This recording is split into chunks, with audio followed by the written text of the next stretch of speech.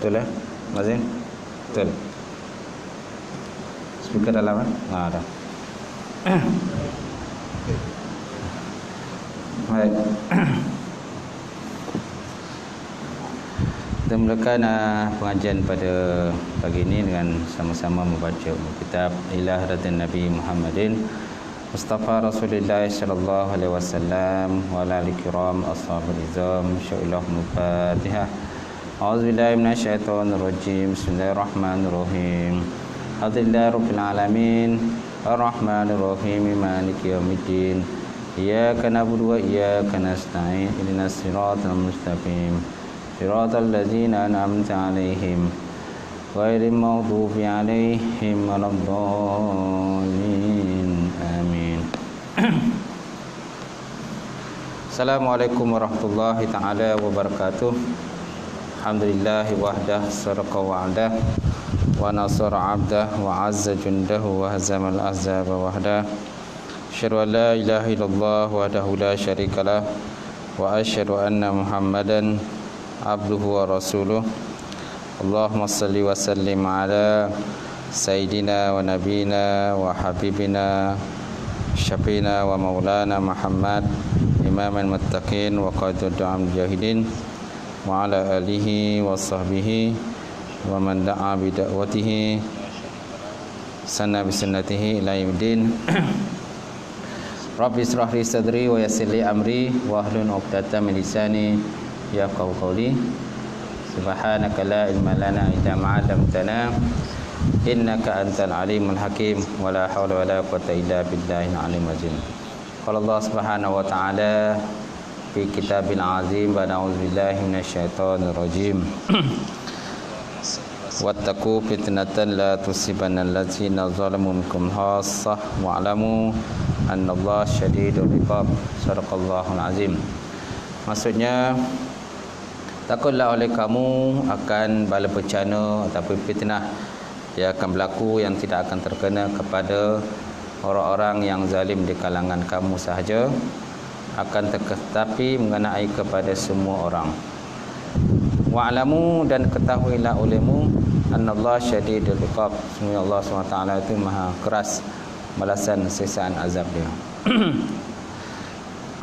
Wa qala Allah Subhanahu wa ta'ala fi ayatin ukhra, ya ayyuhallazina amanu taqullaha wa tanzur nafsun ma qaddamat lighad wattaqullaha innallaha khabirum bima ta'malun.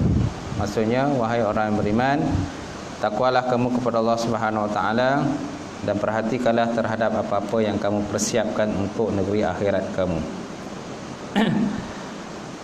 Dan bertakwalah kamu kepada Allah Subhanahu wa taala, sesungguhnya Allah Subhanahu wa taala itu meliputi di atas segalanya terhadap ilmu Allah Subhanahu wa taala. Insyaallah yang dihormati Al-Fadil pengurusi kita Tuan Haji Mazin, Cik Mazin Haji dah? Belum Haji? Akan datanglah. Seterusnya yang hormati ya Tuan Kuasa Surau muslimin yang dirahmati Allah Subhanahu wa taala. Alhamdulillah kita panjatkan puji syukur kepada Allah Subhanahu wa taala kerana dengan limpah kurnia serta rahmat daripada Allah kita dapat bersama pada subuh Ahad ni. Sebenarnya kita punya yang mendengar tu bukan di sini aja. Di alam maya pun alam maya pun menonton juga. Kan? Terhadap kita punya tazkirah subuh dan juga kupasan kitab ensiklopedia Sarawak Agama ni, insya-Allah. Jadi sebelum kita masuk dalam kupasan buku ataupun kitab ensiklopedia Sarawak Agama ni, terlebih dahulu kita lihatlah satu dua hadis Nabi sallallahu alaihi wasallam sebagai peringatan kepada kita, sebagai peringatan terhadap kita berkenaan dengan tugasan kita hidup di dalam muka bumi Allah Subhanahu wa taala ini. Antaranya ialah mencari ilmu. Antaranya ialah mencari ilmu. Kelebihan untuk ilmu lah. Baik. Kita lihat satu hadis Nabi sallallahu alaihi wasallam, hadis riwayat daripada Abu Hurairah radhiyallahu taala anhu, qala su'ila Nabi sallallahu alaihi wasallam ayun nasu akramuhum indallah. Ayun nasu akramuhum indallah. Qala akramuhum indallah atqakum. Qalu laisa an hadza nas'aluka. Qala fa Yusuf Nabi Allah ibnu Nabi Allah ibni Nabi Allah ibni Khalilillah. Qalu laisa an hadza nas'aluka. Qala fa'an ma'adinil Arab. Fa'an ma'adinil Arab tas'aluni. Qalu na'am. Qala fa khiyaruhum fil jahiliyah khiyaruhum fil Islam iza faqihu. Akhrajahu Syaikhani. Atau kama qala Rasulullah SAW. Tajuknya ilmu mengangkat martabat manusia. Hadis terima daripada Abu Hurairah radhiyallahu taala anhu. Qala berkata ia suila Nabi sallallahu alaihi wasallam, satu hari ditanya terhadap Nabi sallallahu alaihi wasallam satu pertanyaan. Apakah pertanyaan itu, tuan-tuan? Ayun nas akramuhum indallah. Ayun nas, siapakah manusia ataupun manakah manusia yang terlebih mulia indallah di sisi Allah Subhanahu wa taala? Manakah manusia yang terlebih mulia di sisi Allah Subhanahu wa taala? Kitab ni tu tak ada. Tak apa, nanti kita boleh putus state lah. Boleh. Jawi ada, Rumi ni Jawi je. Jawi boleh baca. Tak boleh baca. Kita ada yang Rumi lah, ada Rumi. Baik. Qala berkata ia akramuhum indallah atqakum. Berkata ya Rasulullah SAW, Rasulullah bersabda, akramuhum, semulia-mulia kamu indallah di sisi Allah Subhanahu wa taala, atqakum, itulah orang yang paling bertakwa. Orang yang paling bertakwa di kalangan kamu, itulah orang yang paling mulia. Sebenarnya paling mulia ni bukan tengok pada muka lah. Tengok pada muka, pada lawa, pada cantik, kan? Pada berilmu. Kalau berilmu pun tak beramal pun tak boleh juga. Orang ni dia tengok orang yang paling bertakwa tu orang yang paling mulia, orang yang paling kaya, kan? Orang yang paling kaya, orang yang paling berharta, orang yang paling cantik, paling segak. Adakah itu dikatakan orang yang paling mulia insya-Allah Subhanahu wa taala? Sudah tentu tidak. Sudah tentu tidak. Yang paling mulia ialah orang yang paling bertakwa insya-Allah Subhanahu wa taala. Qalu, berkatalah mereka itu, laisa an hadza nas'aluka. Kan? Berkatalah mereka itu yang bertanyalah. Laisa an hadza nas'aluka. Bukan itu yang kami tanya. Bukan itu yang kami tanya ya Rasulullah. Qala, berkatalah Nabi sallallahu alaihi wasallam, fa Yusuf Nabi Allah ibnu Nabi Allah ibnu Nabi Allah ibni Khalilullah.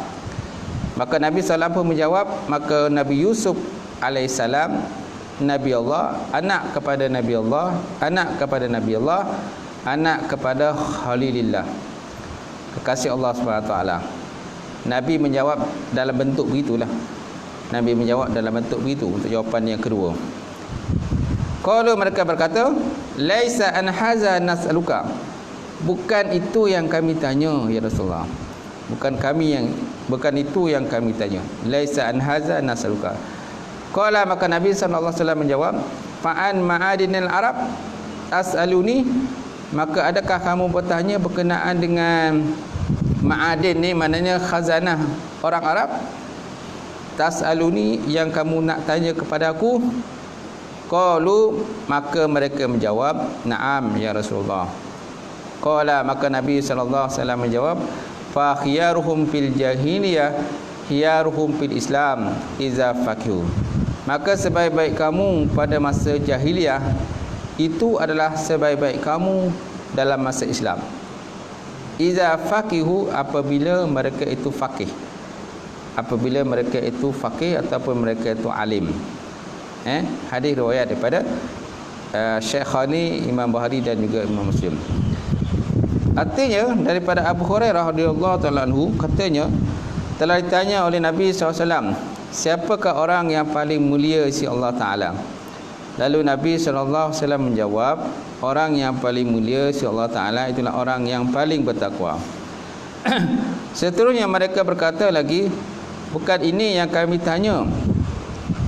Lantas Nabi SAW menjawab, kalau begitu mungkin yang kamu maksudkan itu ialah Nabi Yusuf alaihissalam, kerana baginda adalah seorang Nabi, anak kepada seorang Nabi, anak kepada seorang Nabi, anak kepada kekasih Allah. Maksudnya Nabi Yusuf itu bin Yaqub bin Ishaq bin Ibrahim alaihissalam. Lalu mereka berkata, bukan ini yang kami tanyakan ya Rasulullah. Terus Nabi SAW menjawab lagi, apakah kamu bertanya tentang tokoh-tokoh daripada bangsa Arab? Lalu mereka menjawab, ya. Lalu mereka menjawab, ya. Lalu baginda Nabi SAW bersabda, orang-orang yang baik pada zaman jahiliyah dahulu, itulah mereka orang yang baik di zaman Islam. Khiyarukum fil jahiliyah, khiyarukum fil Islam. Iza faqihu, apabila mereka alim dalam hal-hal agama. Apabila mereka alim dalam bab-bab agama. Muttafaqun alaih. Keterangan hadis ini, sesungguhnya ilmu itu mengangkat martabat siapa yang memilikinya. Barang siapa pun ilmu pasti tinggi martabatnya. Barang siapa punya ilmu pasti tinggi martabatnya, walaupun dia masih muda ataupun hanya daripada golongan orang yang miskin. Sebaliknya orang yang tidak berilmu itu maka martabatnya rendah, walaupun dia keturunan bangsawan, keturunan orang yang kaya, orang yang hebat dan sebagainya. Keturunan saja hebat, tapi dia tak hebat. Okey. Nah, ilmu lah yang menentukan tinggi atau rendahnya martabat seorang, bukan harta ataupun keturunan. Nampak? Jadi hadis ini tentang merupakan hadis peringatan pada kita lah. Berkenaan dengan siapa orang yang paling mulia si Allah Subhanahu Wa Taala. Cuma orang yang paling mulia ni dia banyak kategori lah. Banyak kategori. Jadi ada kumpulan daripada golongan Arab ni, dia tanya dengan Nabi sallallahu alaihi wasallam, ya Rasulullah, mana golongan paling mulia? Maka Nabi menjawab tiga jawapan. Jawapan pertama, jawapan kedua dan jawapan ketiga.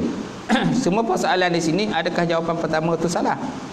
Tidak, jawapan pertama tidak salah. Kemudian Nabi menjawab jawapan yang kedua, adakah jawapan kedua itu salah? Tidak juga. Jawapan kedua itu tidak salah. Kemudian Nabi menjawab jawapan yang ketiga. Jawapan ketiga itu jawapan yang paling betul lah.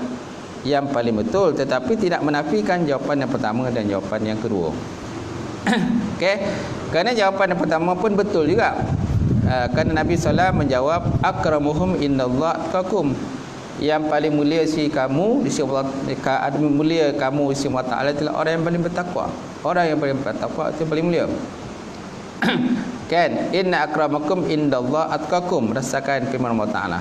Sesungguhnya orang yang paling mulia di sisi kamu, di sisi Allah Taala adalah orang yang paling mulia di sisi kamu. Siapa paling mulia? Orang yang paling bertakwa lah. Siapa orang paling bertakwa tu? Mana takwa? Ialah takut kepada Allah. Imtisarul awamirillah wa ijtinabu nawahi. Menjunjung tinggi perintah Allah Taala dan meninggalkan segala tegahan dan juga larangan Allah Taala. Sama ada orang nampak atau orang tak nampak, itulah orang yang paling bertakwa. Nabi SAW mengibaratkan orang bertakwa itu diperumpamakan seperti orang yang berjalan di kawasan yang penuh duri. Kawasan yang penuh duri. Bagaimana kalau kita berjalan di kawasan penuh duri? Ada duri, kadang-kadang ada duri yang rendah, ada duri yang sederhana tinggi. Ada kadang-kadang duri lagi tinggi pada kita. Ada duri lagi tinggi pada kita. Itu kalau kita pergi ke kawasan yang penuh semak belukar kan. Kawasan penuh semak belukar ni, kadang duri dia lagi tinggi pada kita. Kalau kita jalan dalam tu tuan, memang habis dikait dah kita. Kita keluar pada itu habis kita punya tangan lah, apalagi kalau kita tak pakai baju lah lengan panjang kan. Kita pakai baju lengan pendek. Pakai pula seluar pula yang kata bukan seluar yang betul-betul kuat tap kan, bukan seluar yang tebal, kita pakai seluar nipis kan, memang habislah dikait oleh duri itu. Jadi orang yang bertakwa diperbandingkan seperti orang yang berjalan di dalam kawasan yang penuh duri. Bila kita berjalan di kawasan penuh duri, sudah tentu kita sangat berhati-hati. Faham tak? Sangat berhati-hati, takut nanti duri itu akan terkait kepada muka kita, pada tangan kita, pada kaki kita dan sebagainya. Itulah ibaratnya disebut oleh baginda Rasulullah sallallahu alaihi wasallam berkenaan dengan orang yang bertakwa. Dalam konteks Islam ni ada orang jahil, ada orang berilmu, ada orang beramal, ada orang yang ikhlas dan ada orang yang tidak ikhlas, ada orang bertakwa dan ada orang yang tidak bertakwa kepada Allah Subhanahu wa taala. Semua tu sesuai dengan kedudukan masing-masing lah. Dan di akhirat besok mereka semua akan dibalas berdasarkan kepada kedudukan mereka ketika mereka hidup dalam dunia ini. Baik, itu jawapan Nabi SAW berkenaan persoalan tadi. Itu jawapan pertama. Adakah jawapan pertama itu salah? Tidak. Jawapan pertama adalah betul. Tetapi kurang tepat dengan apa yang ditanya oleh orang tersebut ataupun golongan tersebut. Kemudian Nabi SAW menjawab dengan jawapan yang pertama. Maka Nabi menjawab, maka Nabi Yusuf AS itu adalah orang yang orang kata yang mungkin yang kamu maksudkanlah. Yusuf Nabi Allah, ibnu Nabi Allah, ibnu Nabi Allah, ibnu Khalilullah. Kan Nabi Yusuf itu nama sebenar ialah Yusuf bin Yaqub bin Ishaq bin Ibrahim alaihissalam. Jadi Nabi Yusuf ni keturunan itu daripada nabi-nabi. Keturunan nabi. Karena Yusuf nabi, bin Yaqub pun nabi juga. Kemudian bin Ishaq pun nabi juga. Ishaq pun nabi, Nabi Ishaq. Kemudian Nabi Ibrahim alaihissalam pun termasuk dalam kumpulan nabi juga. Dan Nabi Ibrahim ni tahu itulah orang kata bapa kepada nabi, kepada orang Islam lah, bapa kepada nabi di kalangan orang Islam. Dan kita tak lama ni pun kita akan ada korban kan. Ada buat korban tak? Ada collection untuk korban tak? Tak ada buat. Tak dapat jawapan lah. Okey, tak apalah. Kalau ada share lagi elok kan, seorang sikit dapatlah semalim, ya tak? Boleh tak pun dapatlah lagi lembu kan, seorang sikit kan. Jadi tak lama lagi akan ada korban di mana-mana aja. Dalam dunia ni kalau pada masa raya Adha ni memang banyak korban lah. Jadi korban itu berdasarkan pada kisah yang berlaku antara Nabi Ibrahim dengan anaknya, Nabi Ismail kan, Nabi Ismail. Dia Ibrahim tu, jadi Nabi Yusuf ni daripada keturunan Nabi Ibrahim juga, tapi daripada satu jalurnya lain pula. Nabi Ismail tu jalurnya lain, ni daripada jalurnya lain. Jadi Yusuf bin Yaqub bin Ishaq bin Ibrahim alaihissalam. Anak Ibrahim itulah antaranya ialah Nabi Ismail alaihissalam. Ishaq pun bin Ibrahim juga. Faham kan? Jadi kisah korban ini berlaku di antara Nabi Ibrahim AS dengan anaknya Nabi Ismail AS. Apabila Nabi Ibrahim AS bermimpi bahawa dia disuruh untuk menyembelih anaknya Nabi Ismail AS. Ini kelebihan yang Allah Ta'ala bagi kepada mereka lah. Nabi Ibrahim AS pun bertanya pada anaknya, wahai anakku, bagaimanakah pendapatmu? Kerana Allah Ta'ala telah memerintahkan kepada aku supaya kamu disembelih. Bayangkanlah tuan-tuan, disembelih kan. Kalau zaman sekarang, kalau perkataan sembelih ni sensitif lah kan. Ayah bermimpi supaya menyembelih anak dia. Kalau disembelih itu memang silap-silap memang kena tangkap lah. Sembelih anak kan, memang wajib lah kena tangkap tu. Ni dia kata, orang kata ilmu sesat. Tapi benda ni tuan tak berlaku pada zaman itu kan. Dia kadang Ibrahim ni seorang nabi, dia perintah menyembelih anaknya Nabi Ismail alaihissalam. Kalau ikut pada hukum zaman sekarang ni salah lah tu. Salah ni. Seorang ayah membunuh anak, menyembelih anak. Ini ajaran sesat nama dia. Tapi masa tu tidak berlaku benda tu lagi lah, belum mandi berlaku. Kerana Nabi Ibrahim ni seorang Nabi, dan mimpi dia itu merupakan orang kata wahyu daripada Allah Subhanahu Wa Taala. Bila dah wahyu, wajib dah dia menunaikan permohonan ataupun permintaan daripada Allah Subhanahu Wa Taala. Lalu Nabi Ismail pun disembelih lah. Disembelih, tetapi waktu disembelih itu diganti dengan seekor kibas. Itulah sejarah korban. Itulah sejarah korban yang banyak dilakukan oleh umat Islam pada zaman sekarang ini. Faham kan? Baik, seterusnya. Kemudian Nabi menjawab jawapan yang ketiga. Jawapan yang ketiga. Inilah orang kata jawapan yang paling betul ataupun jawapan yang paling tepat. Bukan bermakna jawapan pertama tidak tepat. Bukan makna jawapan kedua itu tidak betul. Tapi inilah jawapan yang tepat yang dimaksudkan oleh orang yang bertanya itu. Maka Nabi SAW berkata, apakah kamu bertanya tentang tokoh-tokoh daripada bangsa Arab? Lalu mereka menjawab, ya Rasulullah. Maka lalu Nabi SAW memberikan jawapan, khiyarukum fil jahiliyah, khiyarukum fil Islam. Sebaik-baik kamu pada masa jahiliyah, itulah sebaik-baik kamu pada waktu Islam. Apa syaratnya? Iza faqihu, apabila dia faqih, apabila dia seorang yang alim.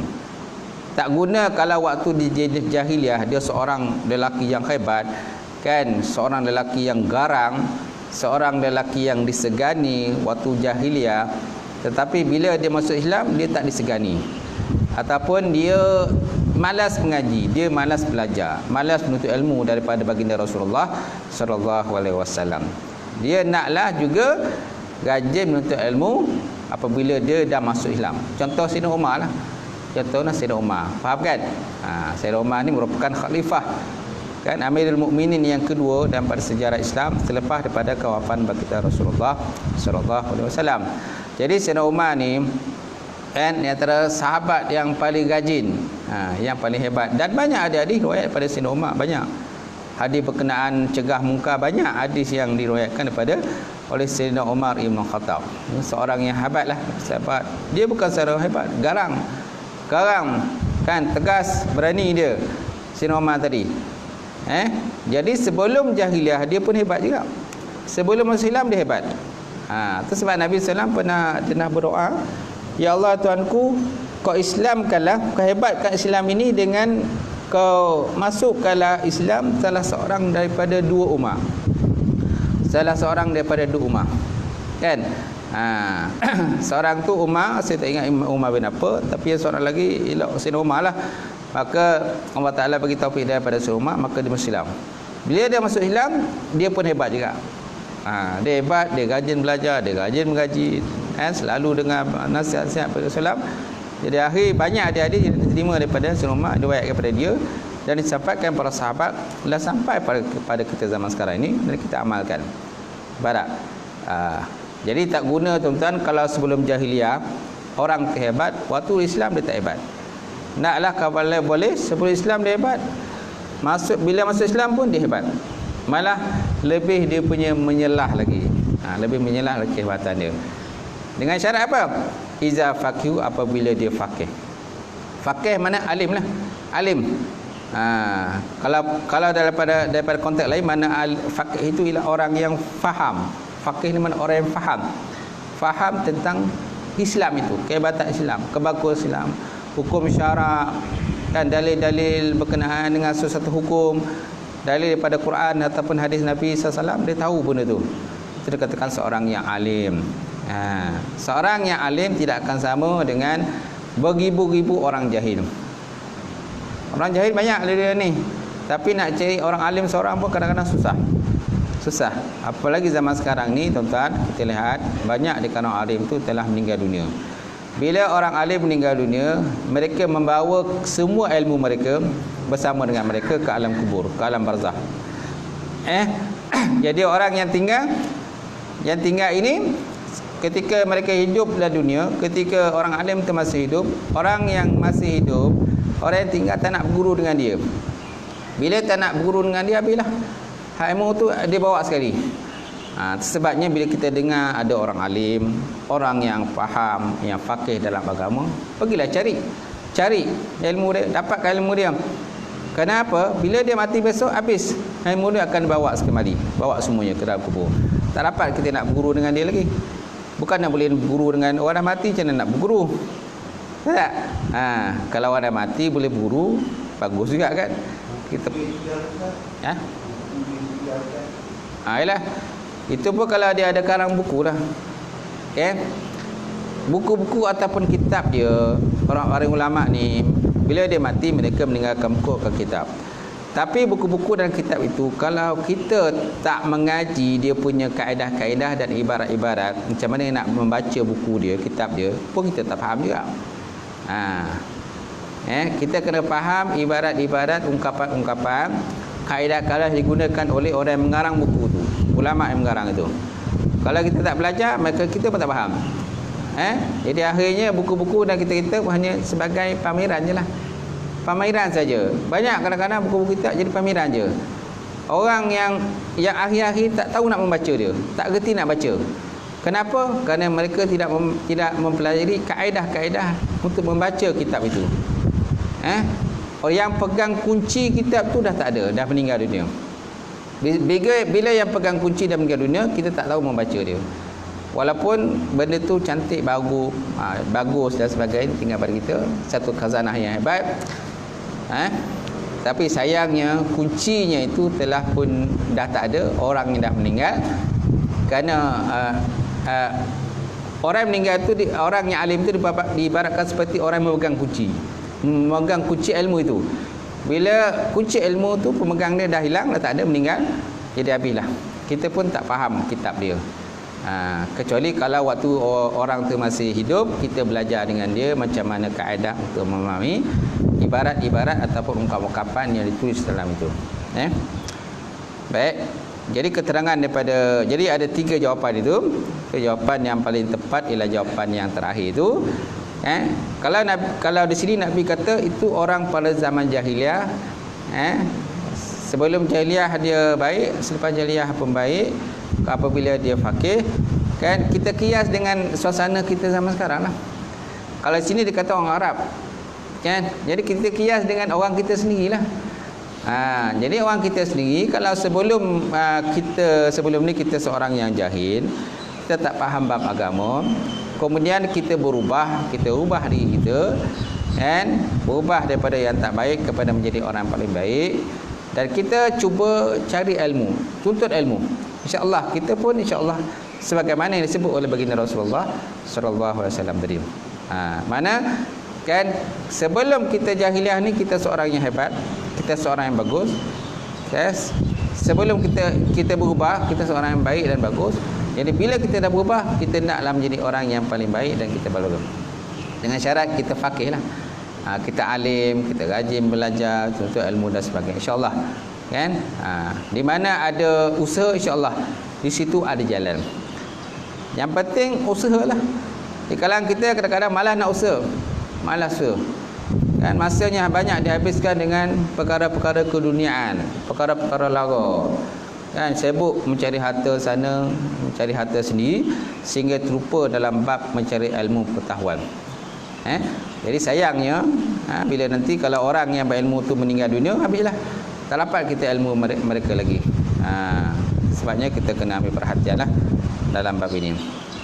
Jadi ilmu lah yang menentukan tinggi atau rendahnya martabat seorang, bukan harta ataupun keturunan. Baik. So kita lihat kitab ini pula. Itu tadi kita sekira. Baik, kita lihat muka surat 4 Baik, muka surat 4 bab kedua, ahli sunnah wal jamaah. Persoalan, siapakah yang dimasukkan dengan ahli sunnah wal jamaah? Siapakah yang dimasukkan dengan ahli sunnah wal jamaah? Jawapannya, ahli sunnah wal jamaah ialah mereka yang berpegang dengan as-sunnah dan bersepakat di atas perkara tersebut. Mereka tidak berpaling kepada selain Al-Quran dan Al-Sunnah, sama ada dalam soal urusan ilmu, akidah ataupun urusan amalan harian. Oleh itu, mereka digelar as-sunnah kerana berpegang dengan as-sunnah, sunnah baginda Rasulullah sallallahu alaihi wasallam. Berpegang dengan as-sunnah bermaksud juga berpegang dengan Quran. Dinamakan ahli sunnah kerana mereka bersepakat atau berjemaah dalam mendukung prinsip tersebut. Atau dikatakan sebagai golongan ahli sunnah wal jamaah. Ada pula riwayat menyatakan bahawa golongan ahli sunnah wal jamaah itu orang yang berpegang dengan akidah sebagaimana akidah Nabi dan juga para sahabat. Akidah Nabi dan juga para sahabat radhiyallahu taala anhum. Macam mana mereka berpegang, macam mana akidah baginda Rasulullah dan juga akidah para sahabat, itulah juga mereka akan mengikut dengan pegangan-pegangan tersebut. Itu juga dinamakan sebagai golongan al-sunnah wal jamaah. Al-sunnah wal jamaah. Tapi di sini lebih menjurus kepada golongan al-sunnah wal jamaah itu ialah orang yang berpegang dengan as-sunnah. As-sunnah dan bersepakat di atas perkara tersebut. Mereka tidak berpaling daripada selain Quran dan sunnah baginda Rasulullah sallallahu alaihi wasallam. Jadi apa saja yang terdapat dalam Quran, apa saja yang terdapat dalam hadis Nabi sallallahu alaihi wasallam, jadi mereka gunakan untuk menguat ataupun istinbat sesuatu hukum yang terdapat dalam Islam ini. Kalau tak dapat benda itu tak dapat dalam Al-Quran dan sunnah Nabi sallallahu alaihi wasallam, jadi mereka akan melihat kepada kalam ulama dan juga kias. Kerana sumber hukum dalam Islam itu dia ada 4. Sumber hukum dalam Islam ada 4. Pertama Al-Quran. Yang kedua sunnah baginda Nabi Muhammad sallallahu alaihi wasallam. Yang ketiga ijma' ulama. Dan yang keempat ialah kias. Jadi 4 sumber hukum inilah. Ini sepakat di kalangan para ulama, sama ada ulama dalam mazhab Syafi'i atau ulama dalam mazhab Imam Maliki, ulama dalam mazhab Imam Hanafi dan juga Hambali. Semua sepakat 4 sumber hukum ini. Tetapi ada juga sumber-sumber hukum yang mereka tidak sepakat. Seperti qaulul sahabi, perkataan sahabat. Ataupun uruf, ataupun masalah mursalah. Dan ada beberapa lagi yang tidak sepakat ulama. Ada ulama menggunakan kaedah tersebut dan ada ulama tidak menggunakan kaedah tersebutlah. Tapi kita dalam mazhab Imam Syafi'i ini 4 semua hukum yang kita guna pakai. Pertama Al-Quran, yang kedua sunnah baginda Nabi Muhammad SAW, yang ketiga ialah ijma' ulama dan yang keempat kias. Ada sebahagian daripada orang kita ni, mereka hanya pakai Quran dan hadis saja. Mereka tak nak pakai ulama, mereka tak nak menggunakan kias. Ini tak betul lah. Ini tak betul, kan? Kerana dalam Quran dan hadis itu ada kadang-kadang sumber hukum yang masih tidak dapat lagi. Yang tidak ada apa lagi. Kalau zaman sekarang banyak perkara benda baru berlaku. Yang contohnya pembedahan organ. Zaman Nabi tak ada pembedahan organ, kan? Zaman Nabi tak ada. Mana dalam dunia zaman sekarang ni banyak benda-benda baru yang berlaku. Benda-benda yang berlaku tetapi pada zaman Nabi tak pernah berlaku. Contohnya isap vape, kan? Isap vape. Zaman Nabi tak ada isap vape. Tak ada isap vape. Vape, kan? Vape yang macam rokok tu lah. Jadi benda tu adalah benda baru. Jadi benda baru, bila benda dilihat dalam Quran tak ada, dalam hadis pun tak ada hukum dia. Jadi mereka melihat kepada kesepakatan ulama dalam perkara tersebut. Pandang ulama macam mana, dan kalau tak boleh kita ingat pada kias lah. Itu sebabnya semua hukum dalam Quran, dalam hadis sunnah jemaah ni dia mesti ada 4. Tak boleh kita hanya Quran dan hadis saja. Memanglah Quran hadis itu benda yang paling tinggi sekali. Tapi apabila tak ada benda itu dalam Quran hadis, kita kena rujuk kalam ulama.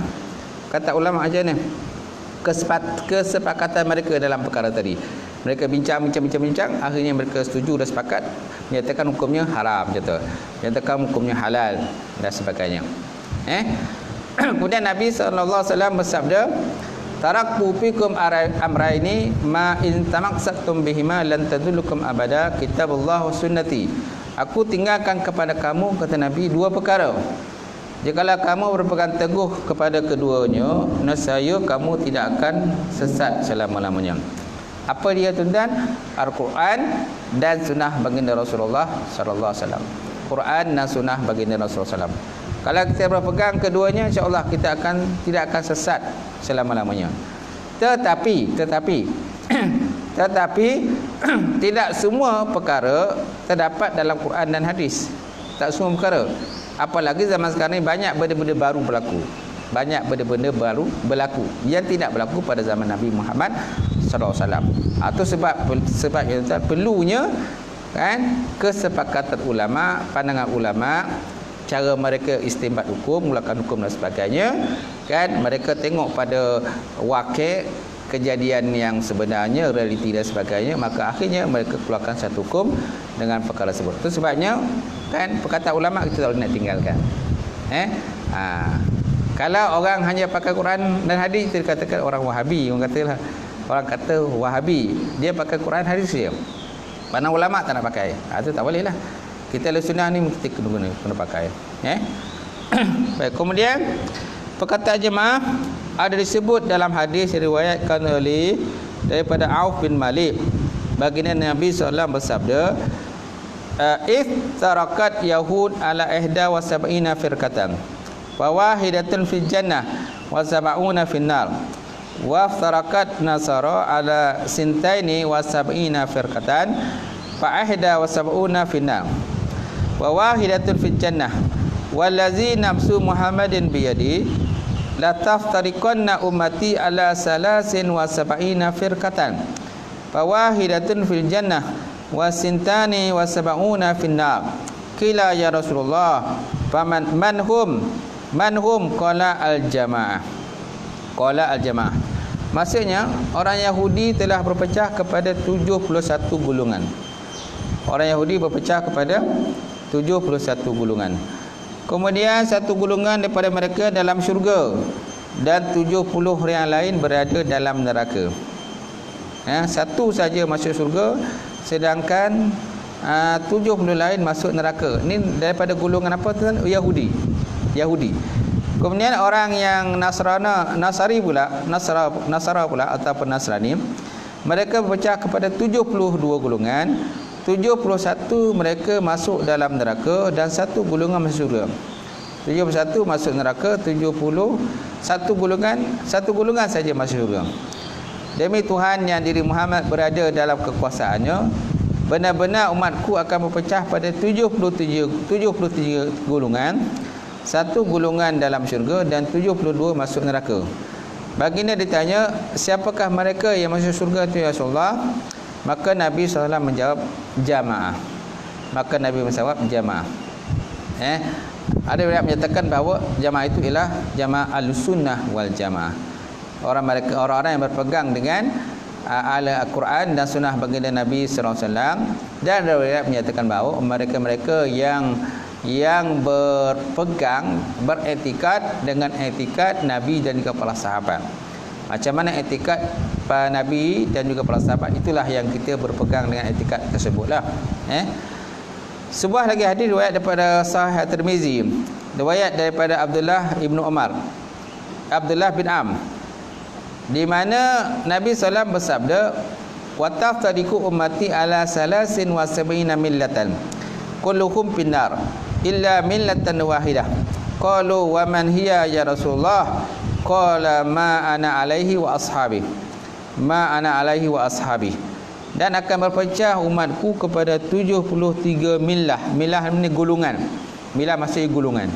Semua dalam neraka kecuali satu millah, satu golongan. Para sahabat bertanya, siapakah mereka? Millah yang bukan millah itu similah lain. Similah lain. Ni bukan similah. Ni millah.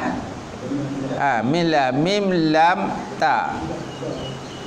Millah. Dia ada tasdid. Millah. M-I-L-L-H.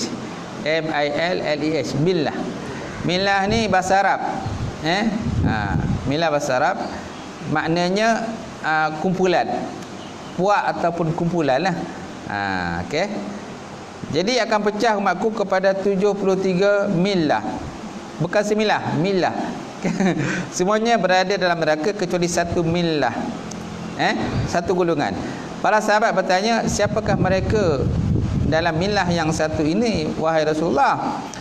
Lalu Nabi SAW bersabda, mereka ialah golongan yang mengikuti perjalanan hidupku dan juga perjalanan para sahabatku. Ma ana alaihi wasabi. Apa yang Nabi sallallahu alaihi wasallam berpegang, apa yang para sahabat berpegang, itulah yang kita berpegang. Itu yang berpegang. Macam kita ni pada golongan Ahlussunnah wal Jamaah. Kan, macam mana timbul daripada golongan Ahlussunnah wal Jamaah ini? Timbulnya berdasarkan kepada firman Allah Subhanahu wa taala dalam Quran dalam surah Maidah. Surah Maidah ayat 73. Okey.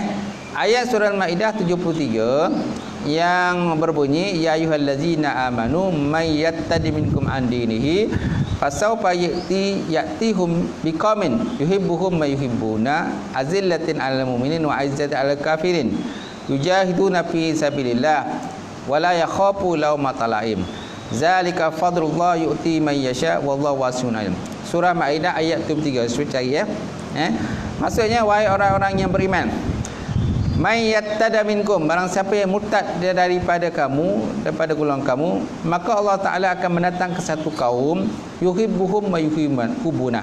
Mereka mencintai kamu dan kamu juga mencintai mereka. Yuhibbuhum wa yuhibbuna. Azillatin 'alal mu'minin wa 'izzatin 'alal kafirin.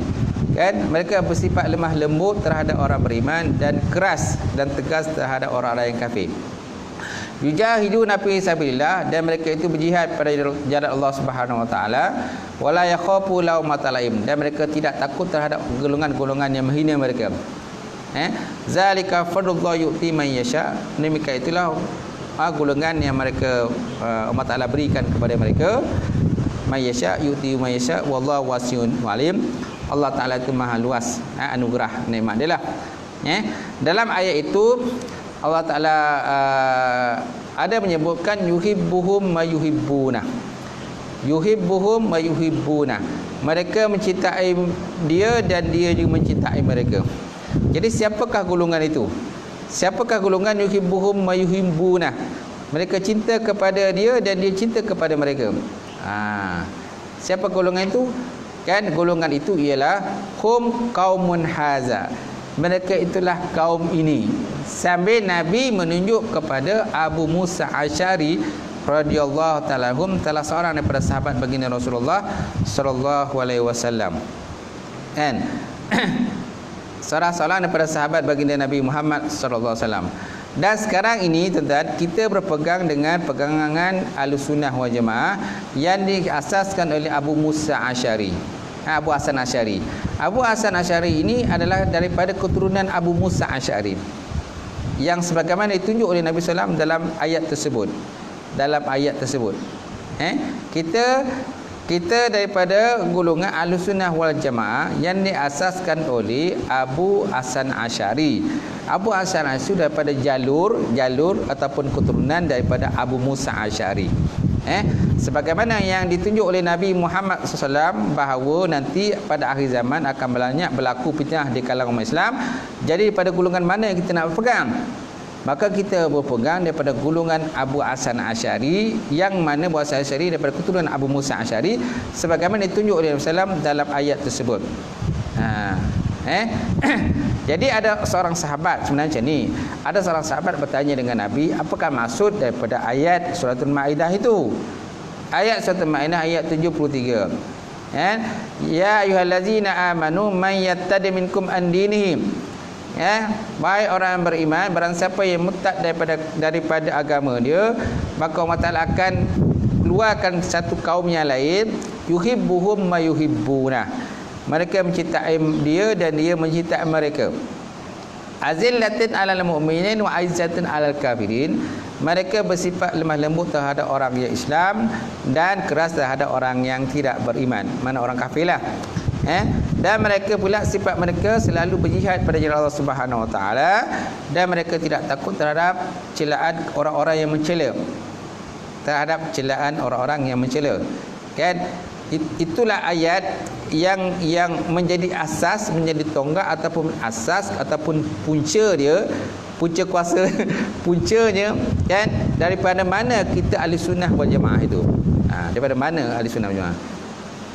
Jadi bila sahabat tadi tanya Nabi berkenaan ayat tadi, maka lalu Nabi menunjuk kepada Abu Musa Asy'ari. Itulah kaum dia. Siapakah kaum yuhibbuhum yuhibbuna tu? Mereka mencintai mereka dan mereka mencintai dia. Siapakah kaum itu? Maka Nabi berkata, hum kaumun haza. Mereka itulah kaum ini. Sambil ditunjuk kepada Abu Musa Asy'ari. Okey. Kemudian Abu Musa Asy'ari pula dia ada anak-anak cucu dia, anak-anak keturunan dia, sampailah kepada Abu Hasan Asy'ari. Dan kita Ahlussunnah wal Jamaah ini kan kita telah sepakat menyatakan bahawa golongan Ahlussunnah wal Jamaah itu kan yang kita pegang ini adalah berpuncanya daripada Abu Hasan Asy'ari yang keturunan Abu Musa Asy'ari itu. Termasuk lagi ialah Abu Mansur Maturidi lah. Tapi yang top ialah Abu Hasan Asy'ari lah. Yang top adalah Abu Hasan Asy'ari. Faham kan? Faham tak ni? Faham. Itu kita punya punca kuasa lah. Macam mana wujudnya Ahlussunnah wal Jamaah itu. Sepakat sepuluh orang kalau dia tak tahu. 10 orang hanya sibuk berpegang, dia kata pegang Quran Sunnah. Tapi bila cerita tentang bab sifat 20, dia kata ini bid'ah. Ini bid'ah sifat 20. Sedangkan sifat 20 itu ialah yang diasaskan Abu Hasan Asy'ari itu. Abu Hasan Asy'ari yang asas Ahlussunnah wal Jamaah. Dan dia punya keturunannya daripada Abu Musa Asy'ari sampailah kepada baginda Rasulullah sallallahu alaihi wasallam. Jadi kalau siapa mengaji sifat 20, kita tak boleh menyatakan bahawa mereka ini termasuk golongan bid'ah. Pada zaman Nabi SAW tuan, ada ilmu tauhid. Bukan tak ada ilmu tauhid. Kan? Tu yang Nabi suruh mengucap 2 kalimah syahadat itu kan dalam masalah tauhid. Tetapi pada zaman Nabi, ilmu tauhid itu bukan dalam bentuk pada zaman sekarang. Bukan dalam bentuk yang disusun begitu cantik dan lawa. Dia hanya dalam bentuk macam satu benda yang bentuk umum lah. Satu bentuk bahan mentah. Hanya dalam bentuk bahan mentah yang belum lagi dia kata dicetak kan, bahan mentah yang belum lagi dicetak, belum ditempa dan sebagainya. Jadi dia dah bercampur aduk dengan ilmu yang lain, ilmu fiqh dengan ilmu apa lagi, ilmu tasawuf, ilmu akhlak kan, ilmu Arab lah, adab dan nusul dan sebagainya, sastra Arab dan sebagainya. Kan pada masa itu ilmu ni orang kata dalam satu bentuk yang bahan mentah yang belum lagi kita pecah-pecahkan. Kan? Jadi kalau nak belajar masa tu kena belajar semua. Kena belajar semualah. Jadi ulama-ulama yang terkemudian mereka pecah-pecahkan ilmu supaya kita dapat bezakan ini ilmu tauhid. Ini ilmu fiqh dan ini ilmu tasawuf. Ini ilmu usul fiqh, ilmu tafsir, ilmu bayan, ilmu ma'ani dan sebagainya. Banyaknya ilmu dalam konteks Islam ini. Jadi kalau tidak dibuat dalam bentuk sliver, dalam bentuk sukatan yang tersusun rapi dan sebagainya, jadi kita pun tak boleh nak bezakan ini ilmu apa, ilmu apa, kan? Tak boleh nak bezakan. Jadi para ulama telah mengambil inisiatif dengan menyusun pelbagai ilmu ni dalam bentuk mereka yang sepatutnya, dan ilmu itu tadi disampaikan kepada orang Islam semuanya. Dan kita pun belajar. Tak? Kalau nak kirakan semua ilmu, memang kita tak boleh nak capai semua ilmu. Kerana ilmu Islam ni terlampau banyak. Macam tajwid kan? Tajwid dia ada ilmu tajwid saja. Kalau taranum tu ada ilmu taranum saja. Betul tak? Kalau campur aduk ilmu tauhid kan, dah kita dah pening bala. Dah pening bala. Dah tak faham lah. Jadi yang cantiknya kita susun dengan, kita asingkanlah seperti kan asing ni ilmu tauhid, ilmu fiqh, tasawuf, akhlak, ilmu bahasa Arab, ilmu nahwu, ilmu sharaf, kan, ilmu balaghah, ilmu mantiq, ilmu bayan, ma'ani, kan, ilmu faraid, macam-macam ilmu lah. Jadi para ulama susun dengan cantik supaya kita kat universiti macam tu juga. Cuba tengok tuan-tuan kat universiti pun dia ada kos usuluddin. Kau ambil kos apa? Aku ambil kos syariah. Dia belajar syariah lah. Kau ambil kos apa? Aku ambil Ahlussunnah wal Jamaah. Quran Sunnah. Dia ambil Quran Sunnah aja. Kau ambil kos apa? Usuluddin, dia belajar usuluddin. Kau ambil kos apa pula? Aku ambil kos bahasa Arab tamadun. Okey, kau belajar bahasa Arab tamadun. Jadi di asing-asing ilmu tu dipecah-pecahkan supaya kita lebih senang nak faham dah. Senang nak faham dan senang nak belajar. Tapi kalau pada zaman Nabi semua dalam bentuk bahan mentah. Dalam bentuk bahan mentah, belum ada pengasingan-pengasingan kan. Dan masa itu pun taklah pada zaman sekarang. Zaman sekarang kan macam-macam teknologi dan sebagainya. Maka bolehlah diasing ilmu itu. Faham kan? Kemudian mengenai hadis yang menganjurkan supaya sentiasa mengikut sunnah baginda Nabi SAW. Hadis riwayat Imam Tirmizi, riwayat daripada Irbab bin Sariyah, katanya bahawa pada suatu hari selepas solat pagi, iaitu selepas solat subuh, Nabi SAW menyampaikan pengajaran yang cukup berkesan sehingga mengalir air mata orang ramai, dan hati mereka pun menjadi takut. Maka dalam hal itu berkatalah seorang lelaki, sesungguhnya nasihat Tuhan adalah nasihat seperti nasihat mengucapkan selamat tinggal. Apakah yang Tuhan ingin mewasiatkan kepada kami, wahai Rasulullah sallallahu alaihi wasallam? Jadi ada suatu pagi tuan-tuan, Nabi sallallahu alaihi wasallam menyampaikan pengajaran yang cukup berkesan sehingga mengalir air mata para sahabat yang mendengar ucapan-ucapan daripada baginda Nabi sallallahu alaihi wasallam, dan hati mereka menjadi takut terhadap apa yang Nabi sampaikan. Maka dalam hal tadi tuan-tuan, ada seorang lelaki bertanya, ya Rasulullah, ataupun ya Tuhan, sesungguhnya Tuhan punya cakap ni macam satu nasihat yang nak bagikan ucapan selamat tinggal pada kami semua. Seperti nasihat mengucapkan selamat tinggal. Apakah Tuhan nak mewasiat kepada kami sesuatu? Maka lalu Nabi SAW bersabda, usikum bitaqwallah wa sam'i wa ta'ah. Wa inna abda abasyiyun fa innahu man ya'is minkum yara ikhtilafan katsira. Wa iyyakum wa muhdatsatil umur. Fa innaha dalalatun faman adraka zalika minkum fa alaihi bis sunnati wa sunnatil khulafa ar-rasyidin al-mahdiyyin addu 'alaiha bin nawajid. Artinya, aku mewasiatkan pada kamu agar sentiasa bertakwa kepada Allah Subhanahu Wa Taala, mendengar dan taat kepada pemimpin kalian walaupun dia seorang yang habsyi. Dia seorang yang hamba kulit hitam. Habsyi kulit hitam lah, tapi kita dah lantik dia menjadi pemimpin. Wajiblah kita dengar dan taat selama mana tidak penentang dengan Quran dan sunnah Rasulullah sallallahu alaihi wasallam. Maka sesungguhnya siapa di antara kalian yang hidup setelah aku akan melihat perselisihan yang banyak. Nabi kata, siapa yang panjang umur selepas aku meninggal, dia panjang umur lagi, dia akan nampak perselisihan faham yang banyak di kalangan umat Islam. Kan, bergaduh sana, bergaduh sini dan sebagainya. Dan zaman sekarang kita lihat sinilah, banyak pergaduhan yang berlaku di kalangan Islam sendiri.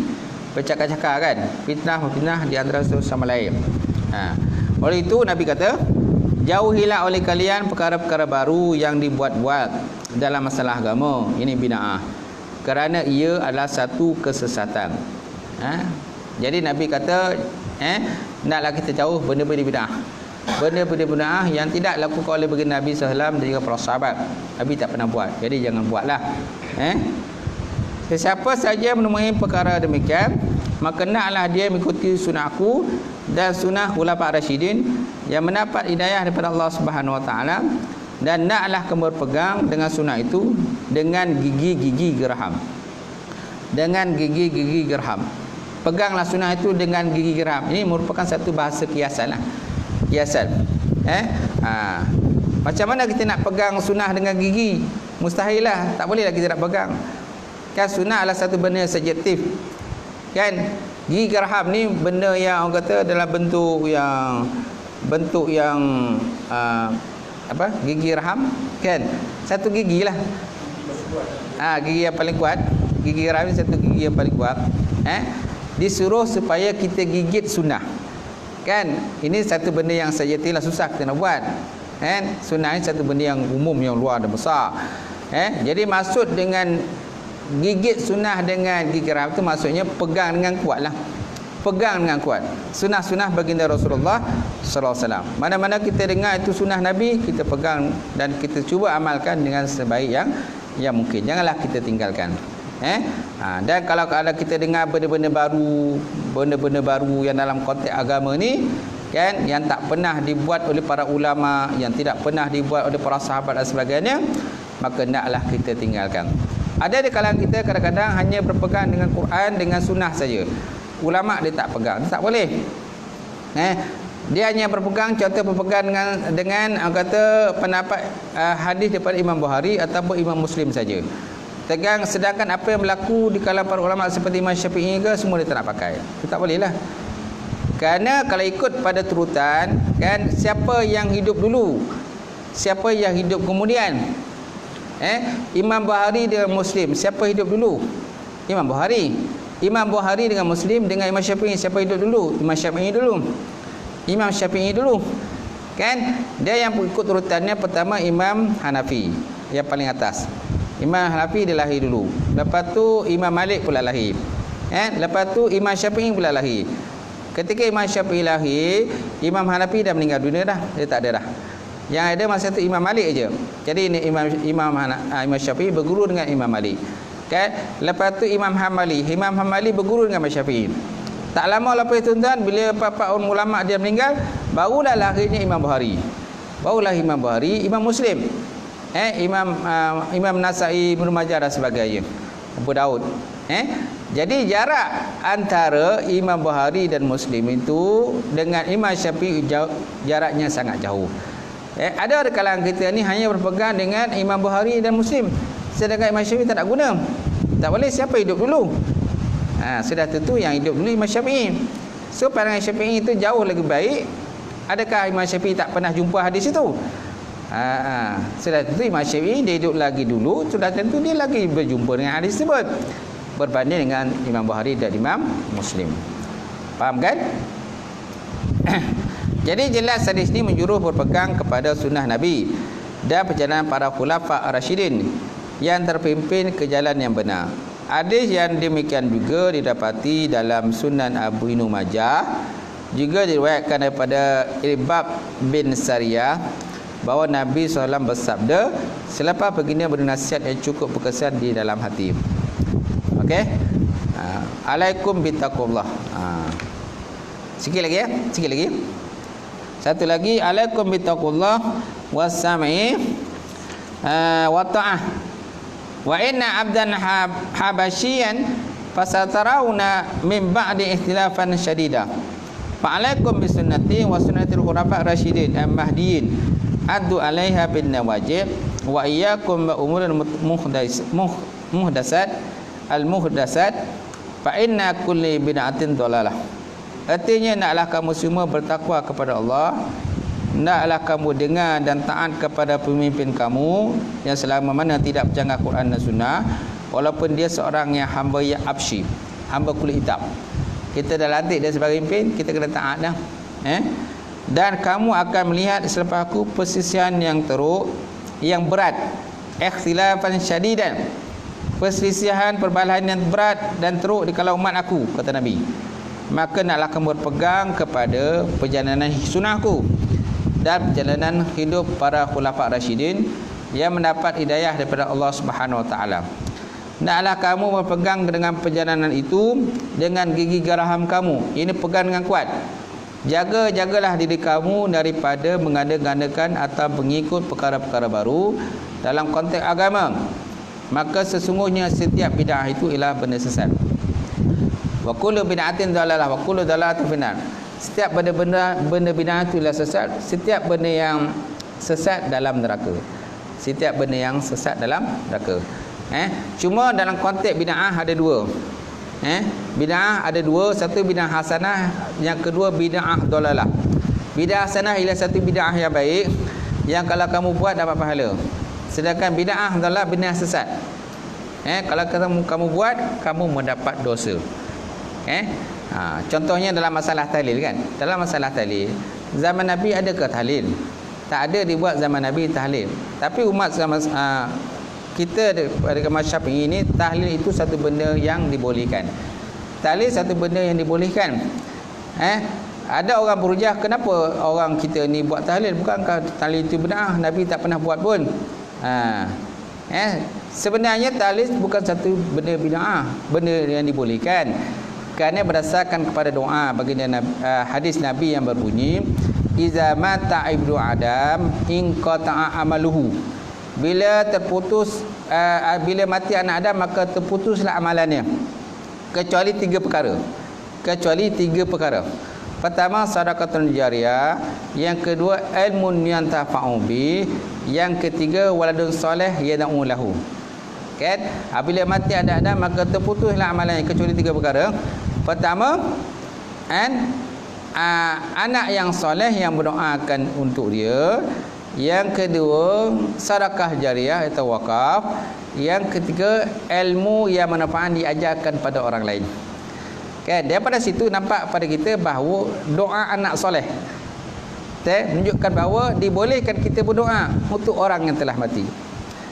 Kan? Ada orang berpendapat bahawa kan bila orang tu mati, kita hidup di dunia ni kita nak doa pada dia terputus. Sebenarnya tidak terputus kalau ikut pada hadis tu.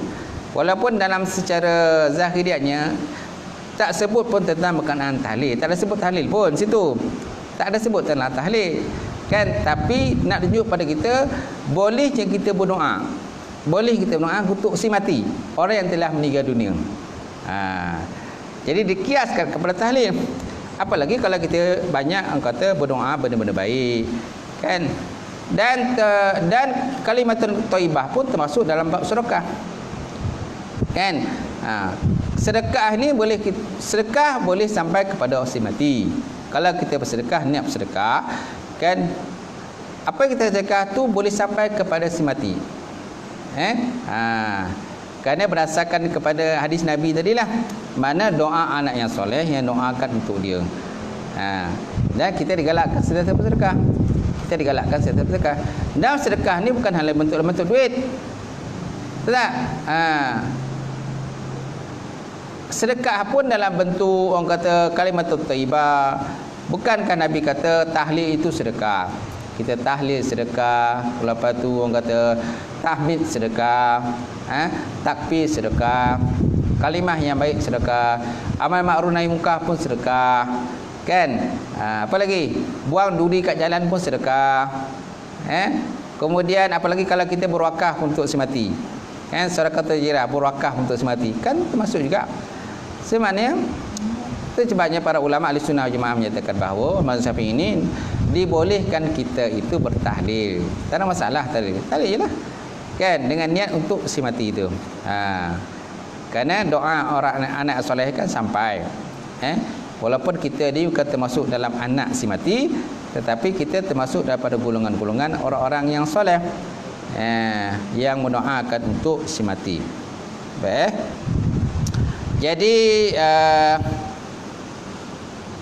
jaga-jagalah diri kamu daripada mengada-ngadakan ataupun mengikut perkara-perkara baru dalam usaha agama, maka sesungguhnya tiap-tiap bid'ah itu adalah sesat. Sampai situlah hadis riwayat daripada Ibnu Majah. Wallahu a'lam bissawab wa ilaihi marji'u wa ma'af.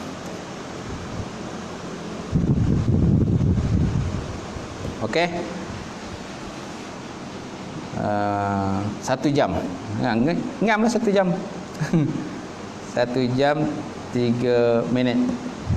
Okey. Biasa kita ambil 1 jam lah. Okey, ada soalan? Ada pertanyaan tak? Sekarang ni kan nampak banyak ni. Itu dalam lepas main ada. Dia ada golongan yang adalah yang kawan saya pun ada. Yang dia tolak solat sunat Jumaat ada. Dan dia tak akan doa dan yang 3 tu dia langsung tak berdoa selepas solat. Kan ada 3 golongan, bukan 3 golongan, 3 benda tu dia buat dalam satu hari, dalam satu waktu. Untuk solat Jumaat. Apa tanya pendapat Ustaz tentang ada golongan itu, alasannya dia belajar dulu. Dia kata benda tu tak perlu nak buat tu. Yang pertama, dia tak solat untuk solat sunat Jumaat. solat sunat Jumaat. Sebelum atau selepas? Selepas, sebelum. Sebelum. Okey. Sedangkan dia masuk sembahyang sunat tayammum masjid. Yang kedua, dia tak akan doa kita khutbah kedua. Khutbah kedua. Yang ketiga, Okey. berdoa selepas solat. Maksudnya dia kata tak ada pun nas yang menyatakan perlu berdoa. Maksudnya doa sendiri lebih baik daripada yang dijamaah kan. Jamaah. Okey, yang pertama berkenaan dengan solat sunat. Solat sunat sebelum Jumaat. Selepas azan. kita kalau ikut pada mazhab Syafi'i ini memang dibolehkan. Dia solat sunat ni ada sebelum solat wajib dan ada selepas solat wajib. So namanya solat sunat qabliyah ataupun ba'diyah. Sembahyang sunat sebelum sembahyang Jumaat adalah satu benda yang digalakkan, satu benda yang dibolehkan. Kan? Dia termasuk dalam kalau dalam mazhab Syafi'i itu dia termasuk dalam perkara sunat muakkad. Sunat yang muakkad maknanya 2 rakaat sebelum wajib. Dua muakkad, satu gairu muakkad. Kan? Sebenarnya dibolehkan sebagai sunat sampai 4 rakaat. 4 rakaat pun boleh kalau kita nak buatlah, kalau kita nak buat. 2 rakaat itu, 2 rakaat sebelum qabliyah tu kita boleh buat sampai 4 rakaat, 2 rakaat qabliyah. Dan lepas sembahyang fardu pun kita boleh buat 4 rakaat lagi. 2 rakaat sunat muakkad, 2 rakaat gairu muakkad. 2 rakaat sangat dikuatkan, 2 rakaat tidak dikuatkan. Tapi dua-duanya bolehlah kita buat. Cuma persoalannya kadang-kadang ialah disebabkan oleh dia kata dah azan. Dah azan dah tak perlu sunat-sunat lah. Sebenarnya kalau sebut dalam kitab Kifayatul Akhyar, dalam kitab Kifayatul Akhyar menyatakan bahawa dibolehkan kita sembahyang sunat rakaat, 2 rakaat yang khafifah, 2 rakaat yang ringan. Apabila azan telah pun dilaungkan. Azan kedua, apabila azan kedua telah pun dilaungkan, kita masih lagi boleh sembahyang sunat. Tapi sembahyang sunat khafifah, sembahyang sunat yang ringan sahaja. Tak perlu kita nak berpanjang-panjang lah. Kerana apa? Kerana mendengar khutbah itu merupakan satu rukun. Okay? Tak sah sembahyang Jumaat kita kalau kita tak dengar khutbah. Maka kita kena dengar khutbah. Jadi adakah tak dibolehkan sunat? Boleh. Tapi sunat yang ringan, yang cepatlah, ringkas dan cepat, dan tak perlu kita nak panjang-panjang kan. Lepas tu yang penting kita sunat. Itu satulah. Yang kedua tadi apa? Doa itu kalau kita dalam konteks kita di mana di Malaysia ni biasanya kata khatib ataupun bila dia akan baca selawat kan. Sebenarnya dia ada doa khusus sebenarnya. Saya terlupa doa khusus ni berkenaan Jumaat ni, memang ada doa dia. Saya tak ingatlah doa dia. Malahan kita sebenarnya digalakkan kita berdoa waktu tu. Kerana waktu yang mustajab doa antaranya ialah di antara khutbah pertama dengan khutbah kedua. Itu antara tempat waktu yang mustajab untuk kita berdoa. Ada lagi tempat yang mustajab kita doa ialah selepas azan. Betul tak? Selepas azan itulah waktu yang doa mustajab kita berdoa. Jadi kalau tempat mustajab kita tak berdoa, rugilah kalau kita tak berdoa. Betul tak? Itu sebab kita digalakkan berdoa. Saya tak tahulah mungkin apa dia punya apa yang dia belajar, apa yang dia faham dan sebagainya, sehingga kan dia meninggalkan doa antara dua khutbah. Betul tak? Kita digalakkan berdoa masa tak kisahlah doa apa. Doa berkenaan dengan kelebihan Jumaat ke, ataupun doa untuk ibu apa ke dan sebagainya, bolehkan kita doa masa tu. Kemudian yang ketiga berkenaan dengan doa selepas daripada sembahyang Jumaat kan. Doa selepas sebenarnya berdoa ini bila-bila masa saja digalakkan berdoa. Kan? Antara kelebihan orang beriman ini kan, yang Allah Ta'ala suruh minta pada kita supaya kita berdoa. Kalau sana orang tak berdoa dia macam sombong sikit. Orang tak berdoa dia sombong. Kalau ikut pada hadis lah, hadis kursi itu silap saya. Kalau ikut pada hadis kursi, orang tak berdoa ni termasuk orang sombong. Dia tak nak minta pada Allah. Mana dia sombong lah. Sifat seorang hamba ni dia kena minta. Kena selalu minta kepada Allah Subhanahu Wa Taala. Dan doa ni tak semestinya doa orang kata secara berjemaah. Doa seorang-seorang pun boleh juga. Tapi yang paling afdal ialah orang berdoa dalam kumpulan yang ramai. Kumpulan yang ramai paling afdal lah, paling baik berbanding dengan doa seorang diri. Kalau kita doa dalam kumpulan yang baik, kemungkinan di kalangan kita ni dia punya doa tu, dia punya amin tu mustajab.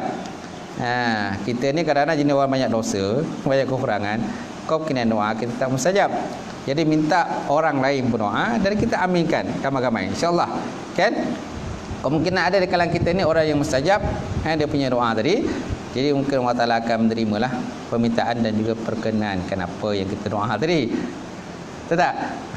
Dan dalam konteks doa pula, kita digalakkan supaya mengangkat tangan. Kan antara adab berdoa ni dia angkat tangan. Bagaimana kalau kita minta sesuatu tanpa angkat tangan? Salah macam tak ada adab kan. Kita nak menerima sesuatu hadiah daripada orang yang lagi hebat pada kita, orang yang bagi tinggi kedudukan pada kita seperti sultan raja kan. Satu benda yang dia nak bagi pada kita, sudah satu kita angkat tangan kan. Kita nak terima contohnya pingat, nak terima orang kata mohor, apa-apa benda lah, sijil. Kita nak terima sijil, kita nak terima hadiah, piala, sudah tentu kita kena angkat tangan lah. Kalau kita tak angkat tangan macam mana? Kau ni macam tak ada adab kan? Kau ajar kau kan? Kan lurus tangan kau. Kau ni nak ambil hadiah ke tidak ni? Nak ambil hadiah, peganglah tangan. Tak, kita mahu suatu benda kan daripada Allah Taala ni, Tuhan ni kita nak mahu ni. Dan satu lagi, kiblat dalam berdoa ni, kiblatnya di atas. Kalau dalam kiblat semayang, bila kiblat semayang, kiblat semayang kita hadap ke arah kiblat. Kan itu adab kita bila kita semayang, dan itu pun merupakan salah satu daripada rukun Islam. Rukun semayang. Kalau kita tak ada kiblat, maka kita punya semayang itu batal. Rukun kiblat ialah istiqbalul kiblah. Rukun solat istiqbalul kiblah, menghadap kiblat. Kalau kita tak ada kiblat, maka semayang kita batal. Dalam berdoa pun ada dia punya rukun doa. Termasuklah rukun doa itu ialah kata memohon dengan penuh ikhlas kepada Allah. Di samping itu kita mengangkat tangan kerana apa? Itu antara adab orang kata berdoa terhadap Allah Subhanahu Wa Taala. Kerana kiblat doa ialah langit. Bukan mana Allah Taala berada di langit, tidak. Allah Taala berada di mana-mana. Tapi dalam konteks kita berdoa, adab kita tu kena angkat tangan. Adab kita kena angkat. Kenapa? Kiblat doa ialah atas, di langit, bukan kiblat doa itu di bawah. Kan kalau kiblat doa itu di bawah, mungkin kita buat macam ni. Kan ataupun kita buat macam ni kan. Berdoa menghadap macam ni. Orang bertengok pun pelik kan. Kiblat ke depan, kiblat ke depan, kita doa kita macam ni lah. Kan? Kan? Adakah Allah Taala tu berada di kiblat? Ini persoalannya. Contoh kalau kita semayang menghadap kiblat. Tapi Allah Taala di kiblat ke? Sebenarnya Allah Ta'ala berada di mana-mana. Kiblat itu hanya sebagai dia punya orang kata, kiblat itu sebagai orang kata panduan dalam kita berdoa, dalam kita semayang tadi. Kan? Dan supaya umat Islam ni satu arah. Kalau semayang ni orang kata banyak arah, yang si A mengarah ke sana, yang si B mengarah ke situ, yang si C menghadap ke sana pula, yang kiri menghadap sini. Apa ni gitu kan? Kau ni menghadap tentu arah ni, macam mana ni? Jadi bila kita semayang mengarah satu kiblat, satu arah yang sama, senanglah kita nak atur. Tahu tak? Kalau kita nak bercakap pun senang, semua menghadap gitu. Ni seorang menghadap sana, seorang menghadap macam mana ni? Tunggang langgang lah, macam lagu lah jawab Nampak tak? Ataupun masjid ni, surau ni menghadap ke sini. Masjid yang tua pula, masjid Pedah menghadap ke sana pula. Masjid apa lagi? Masjid Intan Combong dia menghadap ke sana pula. Bercelagulah. Jadi kalau semayang menghadap satu kiblat yang sama, kan ada lambang penyatuan ke situ. Lambang penyatuan kita. Nampak tak? Kan? Bukan makna Allah Taala tu berada di kiblat, tidak. Allah Taala berada di mana-mana. Tu salah daripada tanggapan sebahagian daripada orang. Dia kata Tuhan Allah Taala tu berada di kiblat. Maka maka itu sebablah orang menghadap kiblat kata. Sebenarnya Allah Ta'ala berada di mana-mana. Sebab kalau belajar tauhid kita faham lah. Boleh? Jawapan tadi panjang jawapan lah. Sebab soalan ni ada 3. Kalau soalan 1 pendek sikit jawapan. Saya nampak lah 3 benda seorang tu buat 3 benda dalam satu waktu. Terbandingan banyakkan ni ialah yang rekod dah. Saya nampak mungkin sebelum ni dia Allah Alam lah, itu utara laut ni. Dia malam tahun itu dari penyampaian itu pada diri kat sana kita dulu sebab kat sana pun kita maklum kan apa nama doa kita tu tak puas pada tempat dia apa yang dia belajar tu lah. Yalah, dia kena belajar lagi lah, mendalami ilmu lagi. Okey, insyaAllah saya rasa itu sajalah kita punya pertemuan. InsyaAllah kita akan berjumpa 2 minggu lagi. 2 minggu lagi insyaAllah. Auzubillahi minasyaitonir rajim. Bismillahirrahmanirrahim. Alhamdulillahirabbil alamin wassalatu wassalamu ala asyrofil mursalin wa ala alihi washabihi ajmain. Allahumma zidna ilman nafi'a wa yaqina as-sadiqa ma'alam taqabbala waskan halalan mubarakatan katsira wa siyana fataya alim nawilana qulubana bi nuri ma'rifataka wa ta'ala alifin. Allahumma faqihna fid-din, Allahumma faqihna fid-din. Allahumma jama'na hadza jama'an marhuma wa tafarruqana min ba'di tafarruqan ma'suma. Rabbana atina fid dunya hasanah wa fil akhirati hasanah wa qina azabannar. Subhana rabbika rabbil izzati amma yasifun wa salamun alal mursalin. Alhamdulillahi rabbil alamin. Qabalallahu minkum.